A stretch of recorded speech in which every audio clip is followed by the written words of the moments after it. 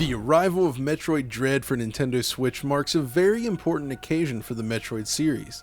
This is the first entirely new side-scrolling entry in the series since 2002's Metroid Fusion. It also marks the completion of a long journey, one that started all the way back on Nintendo DS through multiple cancelled attempts. There's quite a legacy behind the Metroid Dread name then, but Nintendo and Mercury Steam have managed to craft not only a worthy entry in the series, but perhaps one of the best games of the past decade as well. This is a true return to form for side-scrolling Metroid that also breathes new life into the aging Switch hardware with its pristine presentation. Today then, I'd like to examine just what makes this such a special game visually, aurally, and gameplay-wise.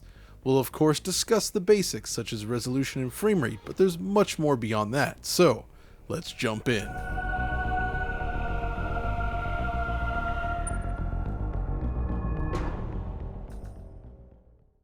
By this point, the history of side-scrolling Metroid games has been told time and time again, but what makes this specific entry so unique is the way in which it was developed. Much like Metroid Prime before it, Dread represents a fusion of Eastern and Western influences to build something that feels supremely polished and unique. This fusion comes courtesy of Nintendo and developer Mercury Steam, the Spanish studio responsible for the Lords of Shadow series of Castlevania games. Mercury Steam's games have always had a lot of heart, but they've also lacked that final level of polish and refinement you expect from truly exceptional releases. Nintendo also had prior experience with the team in developing Metroid Return of Samus for 3DS, but while solid, it also fell short of these expectations. With Metroid Dread, however, they finally exceeded them. What I love about Metroid Dread is how finely tuned the technical presentation is. All too often, Switch releases demonstrate the limitations of the hardware.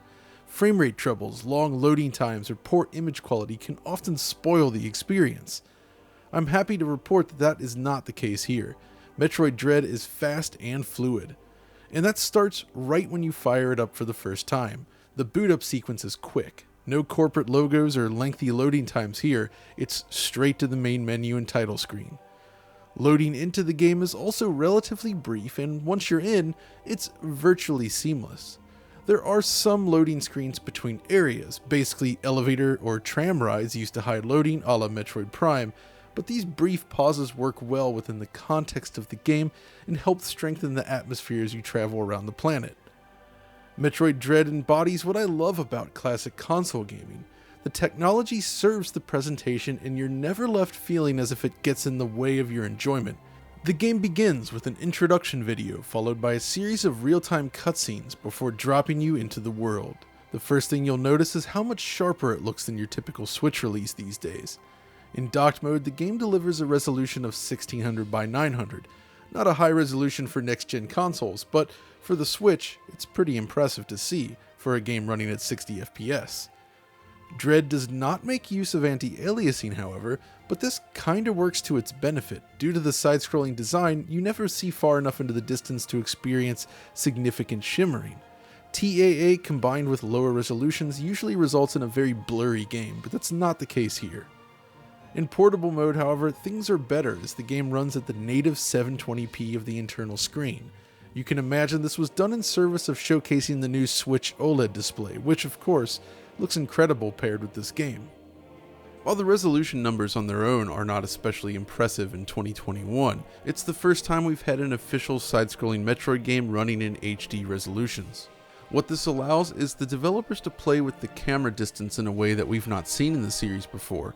The gameplay area can zoom in or out dynamically depending on the scene, showing more of the map when necessary or zooming in to create tension. It helps build a sense of scale, but also make it easier to explore your surroundings and understand where you are in relation to other parts of the stage. The actual map system is improved as well. The mini-map can be expanded by tapping a direction on the D-pad, but it's the subscreen map that works even better. Everything is very clearly labeled and it's easy to understand where you've been and where you need to go next. As I'm sure you've noticed, the game targets 60 frames per second, unlike the prior Metroid game from Mercury Steam, but we'll get to the specifics about frame rate shortly. Let's first discuss the visuals themselves.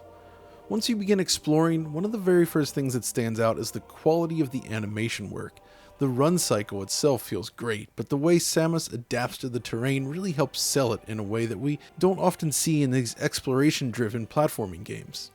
Just a few meters from the starting position, for instance, is this small ledge. Run into it, and Samus seamlessly mounts the small step in one fluid move. You also have access to a new slide maneuver, which feels great.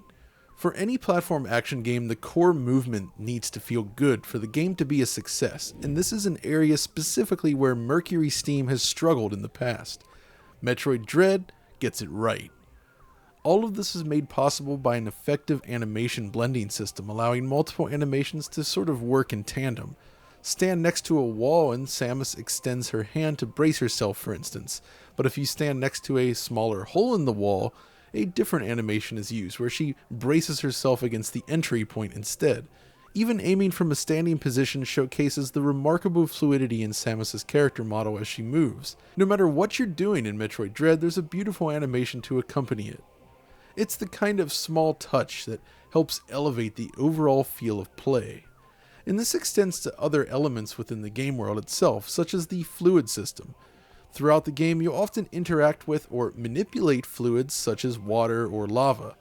In this area, for instance, you need to drain the water in order to proceed.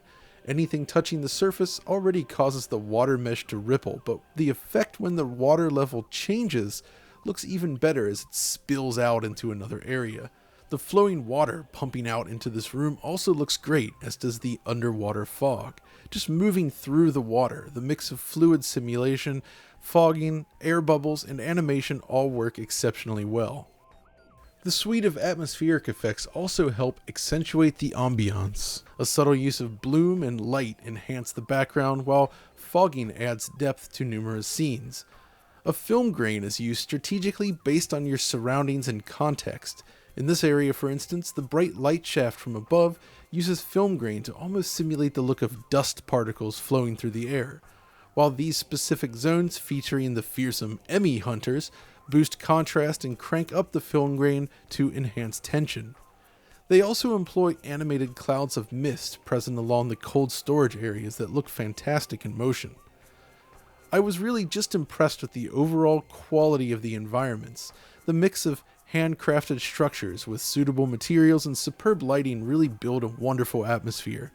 Certain areas have reflections even, while others simulate the look of indirect lighting in a surprisingly effective manner. We've seen a lot of so-called 2.5D games, as they're known, and the results haven't always been great, but the development team here absolutely nailed the look and feel of the world. It's one of the best looking side-scrolling 3D games I've seen to date, and that's entirely down to the perfect mix of art and technology. That said, there is one interesting caveat worth mentioning. The particle effects do look good, but likely in service of faster performance, these particles update at half rate. Now this doesn't impact everything, but you'll notice things such as explosions or droplets falling from the ceiling updating at a lower rate than the game's actual frame rate. Speaking of which, how does it actually run during normal play? Well, the news here is good overall. During gameplay, Metroid Dread aims to deliver a smooth 60 frames per second experience. This is key as all prior console games developed by Mercury Steam were either completely unsteady or capped at 30 frames per second. The lower frame rate of the 3DS game prevented it from ever feeling as fluid as it should as well, and thankfully, that is no longer an issue. During my experience with the game, Metroid Dread hits its target of 60 FPS nearly all the time. It's remarkably stable to the point where it almost feels as if the rendering tasks it's performing are completely effortless for the engine. It's an impressively optimized game considering the resolution targets and the hardware it's running on. I really think this is something seriously worthy of praise here. It's a target we're seeing far less often these days on the Switch, and it's beyond anything this team has ever released. That said, in a couple instances I noticed issues like this. For a short period of time, performance just seemed to stutter. I believe this is due more to background streaming, but it is worth mentioning here. It happened only a few times throughout my playthrough though, so it's not that big of a deal. Also, the real-time cutscenes that play out throughout the game display at 30 frames per second rather than 60. All of this is true of portable mode as well, but unfortunately for this review I was not able to test this out on our portable capture Switch, so it's not possible to demonstrate in action, but Basically, it seems to run exactly like docked mode. That is to say, it's nearly flawless. So the visual quality and technical performance are exceptional for the Nintendo Switch, but it doesn't stop there. Another key element worth discussing is the audio, and this one is important. One of the most woefully underutilized aspects of the system is its surround sound capabilities. While lagging behind in terms of competing systems with their sound system output, the Nintendo Switch has the option to enable 5.1 surround audio, but very few games actually seem to ship with anything other than support for stereo. With Metroid Dread, Mercury Steam not only showcases surround sound done properly on the Switch, it's also something of a masterclass in terms of general sound design, giving us one of the most powerful audible experiences of the year. Players are placed within a wide range of situations and locations, from narrow caves with driblets of water echoing throughout, large ceremonial halls, and deadly chase sequences from metallic hunters. The sound is a constant living entity throughout, dynamically changing to fit the scenario.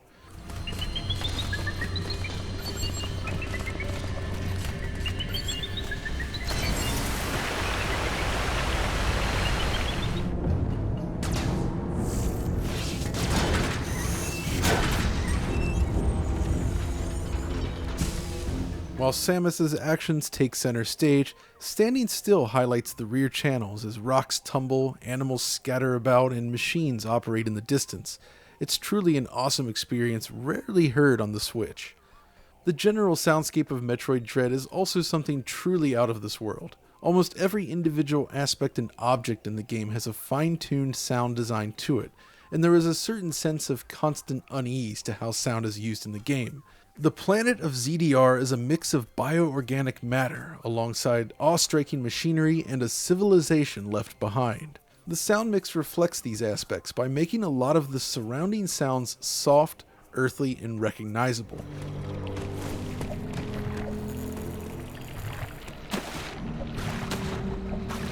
While at the forefront, metallic, invasive sounds overpower what is in essence the natural state of the planet.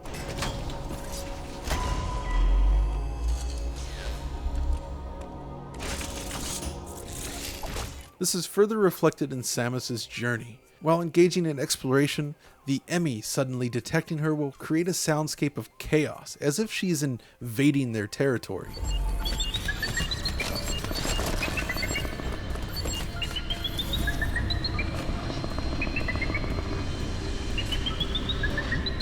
In terms of music, one of Metroid's defining features lies in its illustrious legacy, and Dread does not disappoint. Each area has a thematically recognizable allure to them, with striking melodies that perfectly suit the flora and fauna that it represents.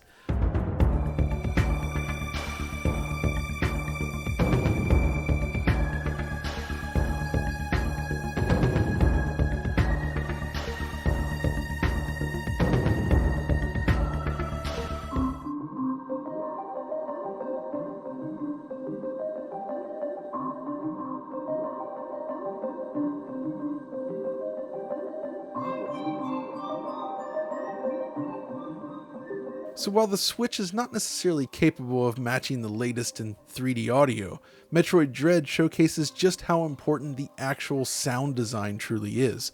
In fact, it might just be one of the best showcases for audio in 2021, and certainly the best the Nintendo Switch has seen yet and might ever see. While the world of sound helps keep Metroid Dread alive, the influences that brought it into life are especially interesting here, as the game brings not only the history of Metroid into play, but also some stark similarities to games that perhaps showcase the European side of influences to help make this Metroid unlike any before it. Another World is often cited as an influence by many developers. This early 90s adventure game from Eric Shahi set a new standard in the gaming space when it first arrived, and you can still feel aspects of it in games such as Metroid Dread. From the beginning, the purplish hue found throughout Another World can be felt in the design in Metroid Dread, a shift from prior entries. While this very first chase sequence is reminiscent of the Emmy encounters throughout Metroid Dread. Or this scenario involving water levels I mentioned earlier in Metroid. This instantly calls to mind the flood escape sequence found deep below the surface of Eric Shahi's Alien World. In addition, the way the morph ball tunnels snake throughout the environment also recalls certain aspects of Another World's design in areas such as this.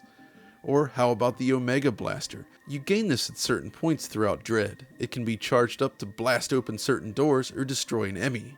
This concept is comparable to the gun blast you gain access to at certain points throughout Another World. Of course, Metroid Dread is still very much its own thing, but it's fascinating seeing these European influences woven throughout the game. The Japanese influence is strong as well. This is still very much a Metroid game at its heart. It retains all of the key elements which have defined 2D Metroid games over the years, but flips certain elements on its head.